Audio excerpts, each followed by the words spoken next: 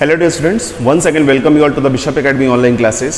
Today we understand economics, and economics we understand the second part of, that's name is the Indian economic development, and in that part we understand about the chapter number 3, that's name is the agriculture, industries and trade, which explain all the terms and conditions and situations between the 1950 and till 90, and it is our second part of this chapter. So dear students, our today's topic is the distinct phase of green revaluation and the gains of the green revaluation. तो हमारे पास क्या क्या faces generate किए गए, दो अलग अलग faces इसमें जनरेट किए गए थे ग्रीन रिवोल्यूशन में, ठीक है. तो वो फेसेस क्या क्या थे और जो इसका गेन था उसके बारे में हम इसमें स्टडी करेंगे. तो सबसे पहले हम टॉपिक ले लेते हैं the distinct face of the green revolution, यानी कि टू डिस्टिंक्ट फेस. इसमें पहले फेस की अगर बात करें तो मिड 60s से 70s की बात करता है, और सेकेंड फेज की बात करें तो ये बात करता है मिड 17 से 80s के बीच की बात. एग्जैक्टली था क्या जो ग्रीन रिवैल्यूएशन का कॉन्सेप्ट था, जो ग्रीन रिवैल्यूएशन में जो पॉलिसीज फॉर्मेशन थी, जो पॉलिसीज को एडॉप्टेशन की कंडीशन जो चल रही थी पॉलिसीज के, उसमें जो प्लान्स था वो पहले कुछ लिमिटेड एरिया में ही उसको इंप्लीमेंट करने का काम किया गया था, बाद में उसको होल कंट्री में अप्लाई कर दिया गया था. क्या during this period this phase scope of green revolution was restricted largely to the wheat and rice. तो स्कोप जो ग्रीन रिवैल्यूएशन का जो स्कोप था उसको रिस्ट्रिक्ट कर दिया गया था किसके किसके बीच में, यानी कि व्हीट एंड राइस के कॉन्सेप्ट में, यानी कि growing of the wheat and growing of the rice in the regime of the countries, यानी कि कंट्रीज के उन कुछ स्पेसिफाइड प्लेस पे. फिर भी कहते हैं these included the state of the Punjab, Andhra Pradesh and Tamil Nadu. ये तीन स्टेट रखे गए थे उस दौरान, जिसमें जो 60s का मिड 60s एंड 70s का जो ग्रीन रिवोल्यूशन का कंडीशन था उसको अप्लाई करने का काम किया गया था पंजाब, आंध्र प्रदेश और तमिलनाडु में. फिर कहता है this is because the high yield variety seeds require the regular supply of water and additions to use of fertilizers and pesticides in correct proportion. अब यहाँ पे कहता क्या है कि जो हमारे पास हाई yield variety seeds थी, इनको एक प्रॉपर इरिगेशन की रिक्वायरमेंट होती थी, यानी कि रेगुलर सप्लाई ऑफ वाटर, इनको बराबर पानी चाहिए. तो जहां पे वाटर सप्लाई अच्छी थी, जहां पे फैसिलिटीज जनरेट की जाती उन जगहों पे इनको रखा है. इसके साथ साथ इसमें और भी चीजों की जरूरत है, जैसे हम बात करते हैं तो फर्टिलाइजर इसको चाहिए, फर्टिलाइजर के साथ पेस्टिसाइड चाहिए, ठीक है, ताकि वो भी करेक्ट प्रोपोर्शन में एक अच्छे बैलेंस कंडीशन में उसको चाहिए, ताकि जो इसकी क्वालिटी है उसको वो ज्यादा बेहतर तरीके से इंप्रूव कर सके. फिर ये भी कहता है in this first phase the only the farmers who have the financial resources to the purchase the inputs were able to reap the benefits. अभी हुआ क्या कि इस वाले फेस में, यानी कि 60s और 70s के फेस की अगर बात करें तो वो फार्मर जिसके पास फाइनेंशियल रिसोर्सेज थे, जिनके पास अच्छी इनकम थी, अच्छे फाइनेंशियल रिसोर्सेज थे, वो लोग क्या कर पाए, इस बेनिफिट का, यानी ग्रीन रिवोल्यूशन के बेनिफिट्स का, ग्रीन रिवोल्यूशन के प्लानिंग का बेनिफिट उठा पाए. यानी कि उन्होंने फिर क्या, उन्होंने अपनी प्रोडक्टिविटी को ज्यादा बढ़ाने का काम किया. क्यों? क्योंकि वो जो इसकी रिक्वायरमेंट थी, HYV की रिक्वायरमेंट थी, जैसे कि प्रॉपर वाटर इरिगेशन, इसके साथ साथ फर्टिलाइजर और पेस्टिसाइड्स का जो करेक्ट प्रोपोर्शन था, रेशियो जो था, उन दोनों को वो मैनेज कर पा रहे थे. Therefore the revolution was restricted to affluent areas of the countries. इस तरीके से देखा गया जो रिस्ट्रिक्शंस था ये कुछ लिमिटेड एरिया ऑफ कंट्रीज में ही था. अब क्या हुआ कि जब इसका बेनिफिट आना शुरू हुआ, रिजल्ट बेहतर आना शुरू हुआ, तो गवर्नमेंट ने क्या किया, इसको बाकी पार्ट ऑफ कंट्री पे अप्लाई करने का काम किया, यानी ग्रीन रिवोल्यूशन को पूरी तरीके से ओवरऑल कंट्री पे अप्लाई करने का काम किया. इसमें किया क्या, ये हुआ कब, ये मिड 70s और 80s में हुआ. किया क्या, ड्यूरिंग दिस फेज, यानी 70s 80s के फेज की बात करें, the impact of the green revolution become wide spread. जो इम्पैक्ट था ग्रीन रिवोल्यूशन उसको क्या किया, वाइड स्प्रेड कर दिया गया, बड़े स्तर पर ले गया, covering the most area of the country, जिसमें ज्यादा से ज्यादा अपनी कंट्री के एरिया को कवर अप करने के लिए काम किया गया, and the large number of crops, जिससे क्या हुआ, लार्ज नंबर ऑफ क्रॉप को प्रोड्यूस करने का काम किया गया. यानी कि जो ये HYV सीड्स का यूज था, irrigation system, fertiliser and pesticides का जो इस्तेमाल था उसको पूरे नेशनल लेवल पे उसको स्प्रेड करने का काम किया गया, ताकि बाकी जो लोग हैं, बाकी जो फार्मर है, उसको ज़्यादा से ज़्यादा क्या कर सके, यूज कर सके। अब इसमें आगे भी कहता है during the second phase the government provide the loans. अब जैसे हमने देखा जो लार्ज फार्मर है उनके पास तो फाइनेंशियल रिसोर्सेज थे, लेकिन स्मॉल फार्मर्स के पास, जो स्मॉल फार्मर्स हैं उनके पास फाइनेंशियल रिसोर्सेज नहीं थे, तो इनको प्रॉब्लम आती थी। क्यों? क्योंकि फर्टिलाइजर और पेस्टिसाइड्स को खरीदने के लिए उनके पास पैसे होने चाहिए थे। तो इस प्रॉब्लम को सॉल्व करने का काम गवर्नमेंट ने क्या किया, उनको लोन प्रोवाइड करके कर दिया। ठीक है, at a very low interest rate and subsidies the fertilisers and pesticides. उनको जो लोन देना शुरू किया वो क्या था, बहुत ही लो रेट ऑफ इंटरेस्ट पे था, यानी कि कम इंटरेस्ट देके उनको लोन मिल जाता था सिंपल से फॉर्मेशन पे, और साथ ही साथ सब्सिडी मिलती थी इनको फर्टिलाइजर और पेस्टिसाइड्स पे। फिर कहता है making the modern inputs accessible to the small farmers. और गवर्नमेंट ने क्या किया, जो मॉडर्न इनपुट्स हैं वो स्मॉल फार्मर्स के लिए एसेसिबल बना दिया, यानी कि वो भी उसको आसानी से यूटिलाइज कर सकते थे, वो यूज कर सकते थे। As a result the green revolution covered small holders as well. अब इस तरीके से रिजल्ट जो रहा 70s, मिड 70s और 80s के बीच का, तो अब जो फार्मर्स थे, क्योंकि मिड 60s और 70s की अगर बात करें तो 60s 70s में जो फार्मर्स थे वो लार्ज फार्मर्स थे, या वो लोग थे जिनके पास फाइनेंशियल रिसोर्सेस थे। लेकिन मिड 70s के बाद की बात करें, जब गवर्नमेंट ने इसको पूरे नेशन में एप्लीकेबल कर दिया, और उन लोगों के लिए जो स्मॉल फार्मर्स हैं उन लोगों के लिए भी ये फैसिलिटीज प्रोवाइड करनी शुरू कर दी, तो इससे क्या हुआ कि जो ग्रीन रिवोल्यूशन का इफेक्ट था, या ग्रीन रिवोल्यूशन ने क्या किया, सभी को कवर करने का काम कर लिया, यानी सबके लिए वो बेनिफिशियल रहा। Thus it was owing to intervention by the government that the benefits of the green revolution occurs to the small farmers as well. अब इससे क्या रहा कि इंटरवेंशन इस तरीके का गवर्नमेंट के होने की वजह से क्या था, जो बेनिफिट्स था वो बड़े फार्मर तक न रह के क्या हो गया, स्मॉल फार्मर्स तक भी पहुंचना शुरू हो गया। अब हम बात करेंगे गेन्स की, गेन्स ऑफ ग्रीन रिवोल्यूशन। जो गेन है ग्रीन रिवोल्यूशन का क्या रहा, तो उसकी बात करेंगे हम। तो यहां कहता है सपोर्ट इन क्रॉप प्रोडक्टिविटी, कहता there has been the substantial jump in the crop productivity. भाई जब सपोर्ट मिला उसको, सपोर्ट ऑफ क्रॉप प्रोडक्टिविटी की बात करें तो उसको जब सपोर्ट मिला खासतौर से ग्रीन रिवोल्यूशन के थ्रू, तो जो हमारा क्रॉप प्रोडक्टिविटी था उसमें एक बड़ा उछाल आया।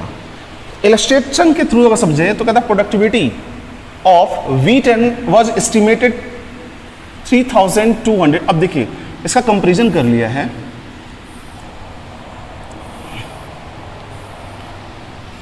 टू 1920 की बात कर रहा है, ठीक है, और 1951 की बात कर रहा है। तो जो हमारा वीट है, तो वीट का जो प्रोडक्शन था आज के टाइम में 3421 किलोग्राम पर हेक्टेयर है। लेकिन यही ग्रीन रिवोल्यूशन का इफेक्ट होने के बाद है। लेकिन ग्रीन रिवोल्यूशन जब नहीं था, अभी अपनी स्टार्टिंग पीरियड में था, तो हुआ क्या था कि सेम पीस ऑफ लैंड में 660 किलोग्राम की प्रोडक्टिविटी हो पाती थी, यानी कि आज के टाइम में हम कई गुना उनसे ज्यादा प्रोडक्शन कर रहे हैं। फिर इसकी अगर बात करें राइस की, तो राइस की सिचुएशन में क्या है,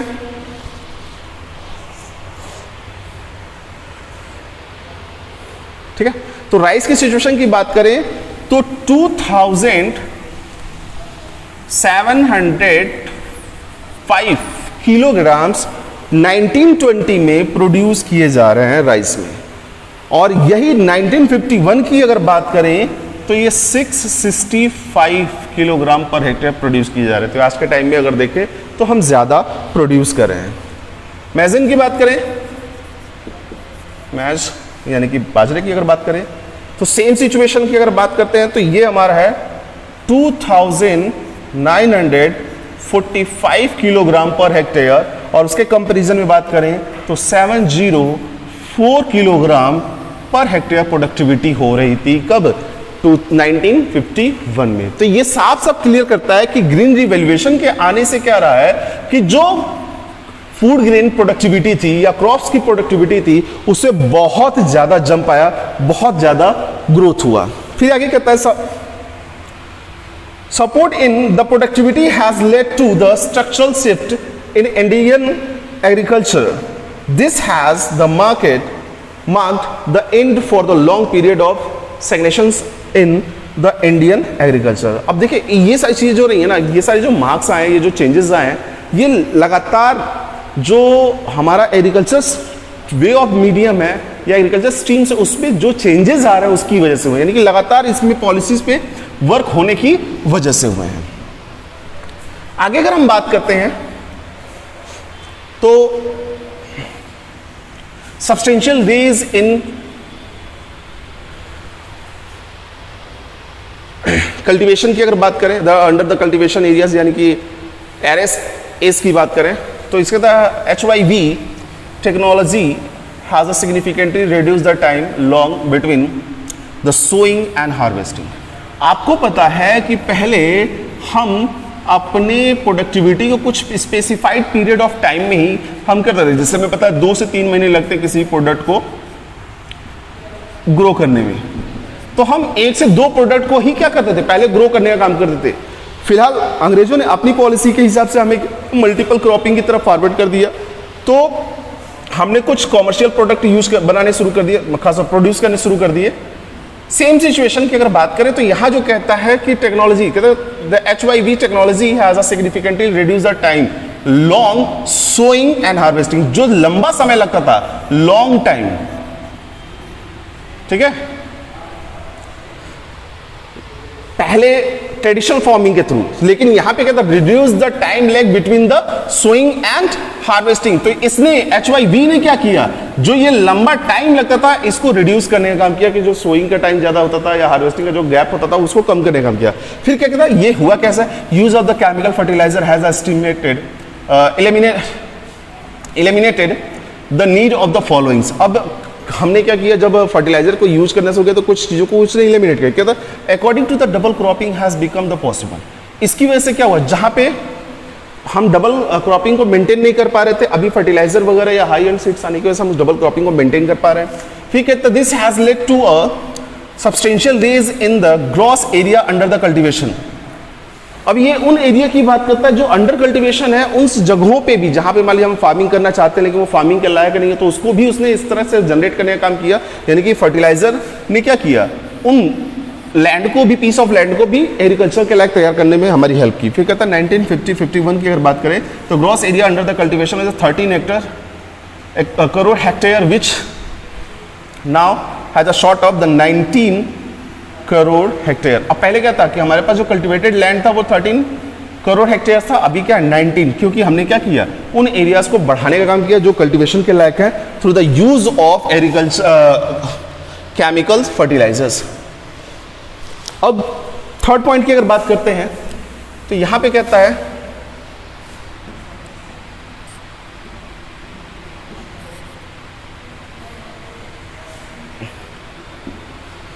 shift from substantial farming to commercial farming की तरफ। देखिए अगर इकोनॉमिकली हम बेनिफिट की बात करें तो यहाँ पे हम क्या कर रहे हैं, जो सब्सटेंशियल फार्मिंग के कॉन्सेप्ट की बात करें तो फूड ग्रेन्स को प्रोड्यूस करना और सेल्फ कंजप्शन के पॉइंट ऑफ व्यू पर, लेकिन अब क्या है, कॉमर्शियल फार्मिंग की तरफ मूव कर रहे हैं।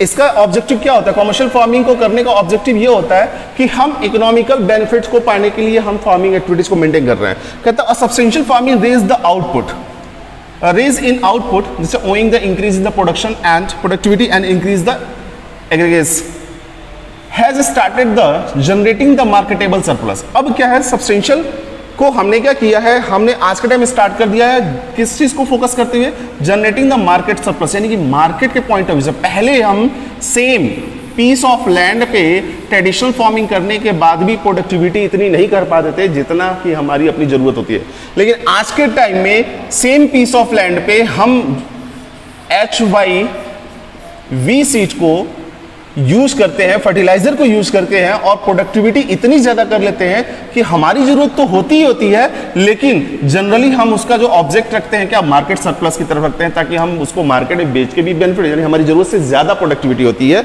जो मार्केट सरप्लस को मेंटेन करती है।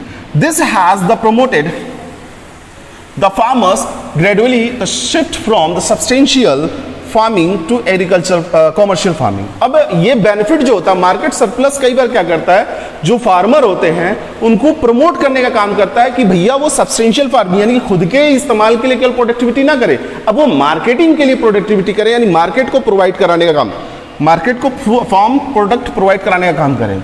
This is a sign of a growth and the development. ये किस चीज को रिप्रेजेंट करता है, ये ग्रोथ और डेवलपमेंट के साइन को रिप्रेजेंट करता है।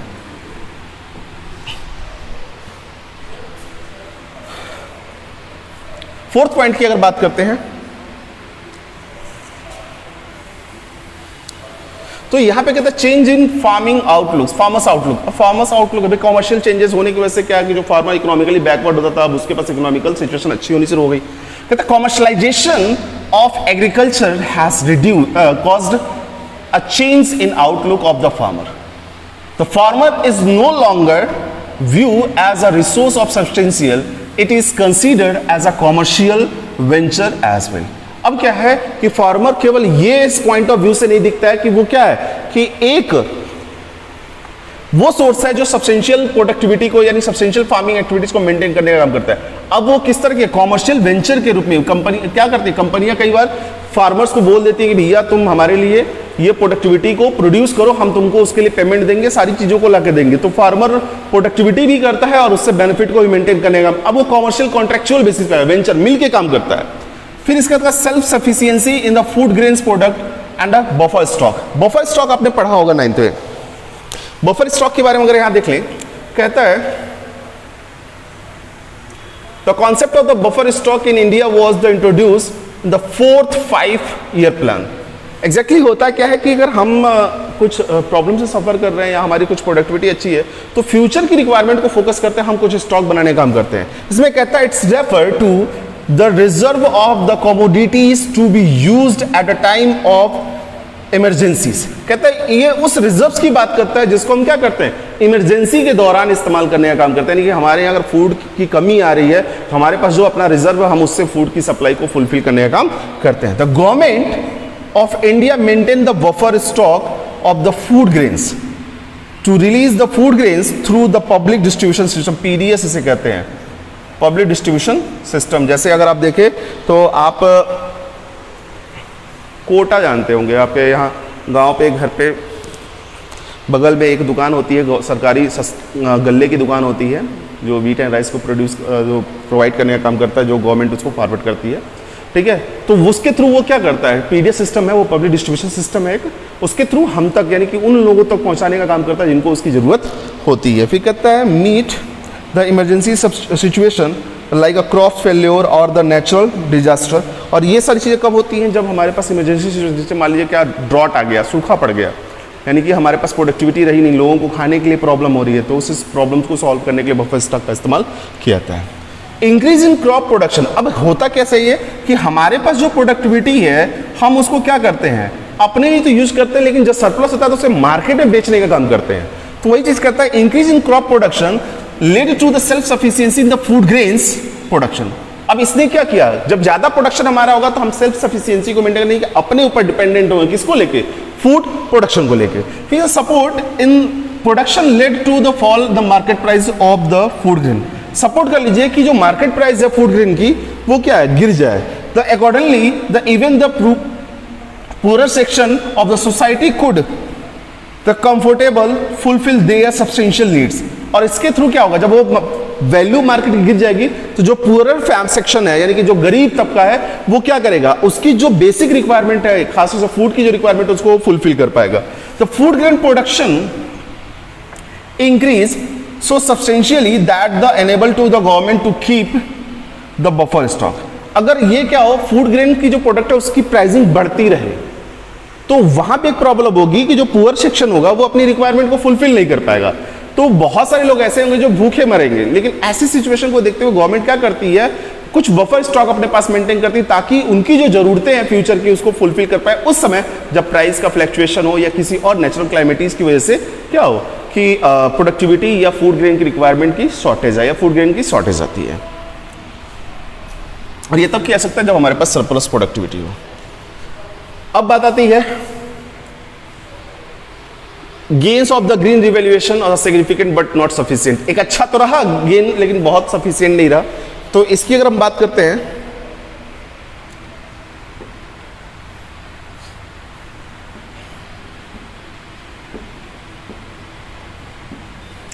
तो कहता है लिमिटेशन ऑफ ग्रीन रिवैल्यूएशन, तो कहता है फॉलोइंग, पहले limited crops, the revolutionary rise in output was the confined the mainly the production of the food grains। इसका जो रिवोल्यूशन रहा, जो बदलाव रहा, वो ज्यादातर क्या रहा, फूड ग्रेन्स पे रहा।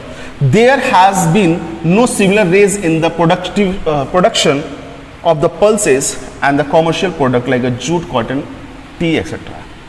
कहता कि ठीक है, हम मान लेते हैं कि भैया आपने जो प्रोडक्टिविटी की है वो फूड ग्रेन्स के पॉइंट ऑफ व्यू से तो बहुत बढ़िया रहा है, लेकिन कॉमर्शियल पॉइंट ऑफ व्यू पे प्रोडक्टिविटी हमारी उतनी अच्छी नहीं रही है जितनी होनी चाहिए। जैसे यहाँ पे साफ साफ confined mainly the production of the food grains, जिसका फोकस क्या रहा, फूड ग्रेन रहा। There has been no similar raise, कहता जिस तरीके से फूड ग्रेन्स में ग्रोथ हुआ उसी तरीके से कॉमर्शियल प्रोडक्ट में ग्रोथ नहीं हुआ। ये ग्रोथ एकदम से डिक्लाइन रहा, मतलब बहुत स्लो चल रहा था।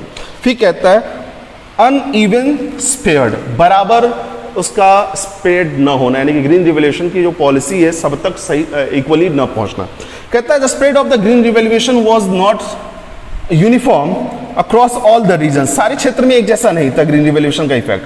कहता है state of like Punjab, Haryana, Maharashtra and Tamil Nadu it made the remarkable impact. अब ग्रीन रिवैल्यूएशन का जो इम्पैक्ट रहा, तो आज भी देखिए पंजाब में लोग फार्मिंग बहुत ज्यादा करते हैं, हरियाणा में फार्मिंग ज्यादा करते हैं, और आप महाराष्ट्र की बात करें, तमिलनाडु, तो यहाँ फार्मिंग सेक्टर्स बहुत ज्यादा, बहुत अच्छी फार्मिंग होती है। कहता but the Sterns UP, Bihar, Madhya Pradesh and Odisha it's impact was relatively insignificant. अब इसका बैड इंपैक्ट अगर इसके साथ देखें तो यूपी की बात करें, बिहार की बात करें, आप ओडिशा की बात करें, मध्य प्रदेश की बात करें, तो जो ग्रीन रिवैल्यूएशन का जिस तरीके का इंपैक्ट पंजाब, हरियाणा और महाराष्ट्र, तमिलनाडु जैसे क्षेत्रों में पड़ा है, सेम इंपैक्ट हमारा यूपी, बिहार और महाराष्ट्र, यूपी, बिहार और ओडिशा और मध्य प्रदेश पे नहीं पड़ा है। तो ये थोड़ा सा इम्बैलेंस सिचुएशन है, यानी इक्वल डिस्ट्रीब्यूशन ऑफ मतलब इक्वल रिवोल्यूशन नहीं रहा। फिर हम बात करते हैं थर्ड पॉइंट की, जिसमें कहता है लिमिटेड फार्मिंग पॉपुलेशन। कहता है the bulk of the farmer population in India consist the small and marginal farming. तो हमारे यहाँ जो फार्मर हैं वो क्या है, या तो बहुत छोटे हैं या तो मार्जिनल लेवल के हैं। The gain of green revaluation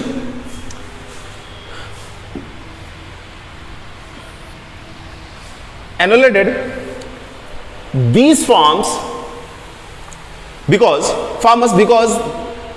HYV technology required the expensive inputs which were the beyond the reach of the marginal farmers। अभी यहाँ पे कह रहा है कि ठीक है, हमारे यहाँ एक बैड इंपैक्ट या इनसिग्निफिकेंस कॉन्सेप्ट ये रहा कि हमारे यहाँ जो फार्मर है वो बहुत ही या तो स्मॉल में है, छोटे फार्मर, या मार्जिनल फार्मर, बड़े फार्मर बहुत कम है।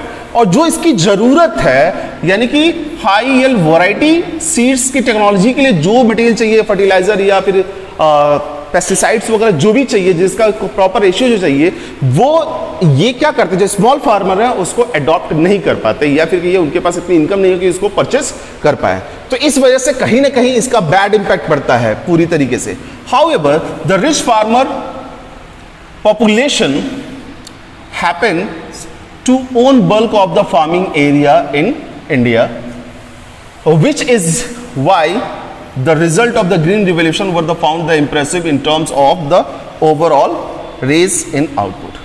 अब यहाँ पे जो कह रहा है कि however the rich farmer population through the small in members की अगर बात करें, जो कि बहुत कम नंबर्स में, that happens the own bulk of the farming areas in India, तो उनका अपना ही बहुत बड़ी क्वांटिटी में क्या है, फार्मिंग एरियाज हैं। Which is why the result of the green revolution found the impressive, जिसका कारण क्या रहा कि जो रिजल्ट रहा है ग्रीन रिवोल्यूशन का वो एक इंप्रेसिव रहा है, बढ़िया रिजल्ट रहा है। फिर हम बात करते हैं इकोनॉमिक डिवाइडेड की अगर बात करें, इकोनॉमिक डिवाइडेड कितना करें, despite aid by the government in terms of the subsidies inputs HYV technology remain beyond the reach of the most marginal holders. अब इसमें कह रहा है कि जो गवर्नमेंट ने सब्सिडीज वगैरह भी देने का जो काम किया है और जो टेक्नोलॉजी की रिक्वायरमेंट है उसको फोकस करें तो ज्यादातर जो बेनिफिट्स है वो रिच फार्मर्स के पास ही रहा है ज्यादातर, न कि मार्जिनल या फिर स्मॉल फार्मर्स तक पहुंचा। Consequently the gulf between the rich and the poor tends so well over the time. अब इसका कारण क्या हुआ कि जब सारा बेनिफिट केवल लार्ज फार्मर या फिर जो बड़े फार्मर वही मेंटेन कर पा रहे हैं, तो जो गल्फ था दोनों के बीच में, स्मॉल मतलब पुअर और रिच के बीच में, वो और बढ़ता गया। क्योंकि बेनिफिट जो हो रहा है गवर्नमेंट के रिवोल्यूशनरी प्रोग्राम का, वो जो लार्ज फार्मर वो ज़्यादा बेहतर तरीके से उसको मेंटेन कर पा रहे हैं, लेकिन वही स्मॉल फार्मर की बात करें उन तक वो पहुंच नहीं पा रहा, क्योंकि उस टेक्नोलॉजी को परचेज करने के लिए उनके पास कैपेबिलिटी नहीं है। इस वजह से दोनों के बीच में जो गैप होता है वो बढ़ता ही चला जा रहा है। ब्रीफली अगर इसकी बात करें तो कहता the gain of the green revolution were the found to be significant but not significant. अब यहां पे कहता है सफिशिएंट, यहां कह रहा है जो गेन है रिवोल्यूशन का वो अच्छा तो है लेकिन सफिशिएंट नहीं है, और भी होना चाहिए। कहता है green revolution fail to the bridge the gap between the rich and the poor in the rural area. तो ग्रीन रिवोल्यूशन ने क्या किया, उस गैप को पूरा करने में फेल रहा पूरी तरीके से, जिसमें अमीर और गरीब की के बीच में जो गैप होता है उसकी बात करता है। फिर कहता है Indeed the HYV technology while it's scaled up income of the rich farmers, it failed to address the issues of the small and marginal holders or for whom adoption of a new technology remained a far cry owing their their poverty। अब यहाँ पे कह रहा है कि जो HYV technology थी उसने क्या किया, जहाँ पे बड़े फार्मर्स को एक अच्छा पीक दिया, उन्होंने अच्छा एक इम्पैक्ट डाला, उनके उनका ग्रोथ हुआ।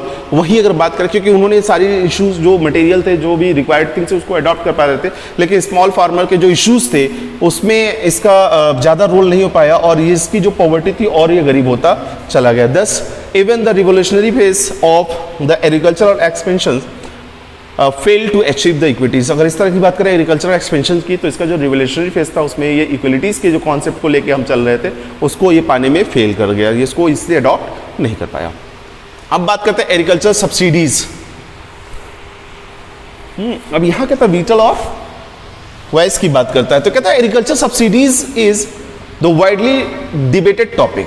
अगर हम बात करें तो जो सब्सिडीज है वो डिबेटेड टॉपिक, क्योंकि थोड़ी देर पहले हमने देखा कि इसका जो बेनिफिट है वो लार्ज फार्मर अडॉप्ट कर पा रहे थे, जो बड़े फार्मर हैं जिनके पास ऑलरेडी बहुत बड़े और जिनका फाइनेंशियल रिसोर्सेज अच्छा है वही इसको मेंटेन कर पा रहे थे। कहते while the some apprentice it as a vital other this denounce it was as a voice the followings is the brief descriptions of the both views. Agriculture subsidies as a voice की अगर बात करें तो इसमें कहता है huge burden of the government financial. ठीक है, इसमें होता क्या कि it's the argued that the once the subsidies has been serve in their purpose implies the technology is the proven the useful and the adopted widely the subsidies should be phased out as they put the huge burden of the government finance। अब सोचता क्या है कि government जब ये technology को हम इस्तेमाल करते हैं तो गवर्नमेंट क्या करती है, इसमें सब्सिडी देती है। तो सब्सिडी में एग्जैक्टली क्या कि जो बेनिफिट को गवर्नमेंट मेंटेन कर रही थी उसकी इकोनॉमिकल सिचुएशन को बर्डन में फाइनेंशियल कंडीशन में थोड़ा सा बैरियर लगाने का काम कर लेती है। तो थोड़ा सा फाइनेंशियल सिचुएशन जो होता है गवर्नमेंट की वो प्रॉब्लम होती है। सब्सिडी का सेंस यहाँ देख लीजिए, it's refer to the monetary assistance given by the government to sustain and the accelerate the production activities. कहता है कि ये मॉनेटरी असिस्टेंस होता है जिसको गवर्नमेंट क्या करती है, प्रोवाइड करती है, ताकि वो क्या कर सकते हैं, जो सस्टेन और एक्सेलरेट कर सके प्रोडक्टिविटी को। तो यहाँ पे ऐसा होता है कि ये जो बड़े फार्मर होते हैं वो इसका बेनिफिट पाते हैं, तो कहीं ना कहीं गवर्नमेंट के ऊपर जो फाइनेंशियल बर्डन होती है उस पर पड़ती है। फिर कहता है if water supply free for the farmer, अगर वाटर सप्लाई को फ्री कर दिया जाए, they would tends to use the unmindful of the fact that a water is scarce resources. कहता है फिर अगर उनको फ्री कर दिया तो वो मनमर्जी तरीके से क्या करेंगे, उसको इस्तेमाल करने का काम करते हैं, जबकि उनको पता है कि वाटर क्या है, एक स्कार्स रिसोर्सेज है, यानी कि एक स्कार्सिटी हमारे पास बनी हुई, कमी होती है इसकी, बहुत हमारे पास होता नहीं, कहीं तो एकदम वाटर नहीं है। And needs of the rational use, और उसका क्या है, उसको रेशनल यूज भी हम भूल जाते हैं क्योंकि मनमाने तरीके से उसका इस्तेमाल करेंगे। फिर अगर हम बात करते हैं V2 के थ्रू, तो कहता है the postponement of the subsidies believe that since the agriculture is a risky because business in India। अगर देखें तो जो सब्सिडीज़ का कॉन्सेप्ट है, तो ज़्यादातर जो इकोनॉमिकल रिसोर्सेज हैं वो ये बताती है कि इंडिया में एग्रीकल्चर जो होता है वो एक रिस्की बिजनेस होता है, यानी नो प्रॉफिट वाली चीज़ है। एंड सब्सिडीज आर नीडेड, जिसको सब्सिडी की रिक्वायरमेंट है, वहाँ हम सब्सिडी दे रहे थे तो हमको लग रहा था कि वो हमारे लिए एक अच्छा इंपैक्ट नहीं रहा, लेकिन यहाँ पे कह रहा है कि ज़रूरत है। And it is the god that a large number of the farmers are poor। Reason क्या है इसका? क्योंकि बहुत बड़े पॉपुलेशन ऐसी है जो फार्मर्स की वो बहुत ही क्या है, गरीब, and do not have a sufficient means of the purchase the requirement input, और उसके पास ऐसी कैपेसिटी नहीं है कि वो जो रिक्वायर्ड इनपुट्स उसको परचेज कर सके। सो ये एक रीजन बनती है। So dear students, in this video that's all. If you have any type of doubt और query, you should be consult through the Google classroom. Thank you.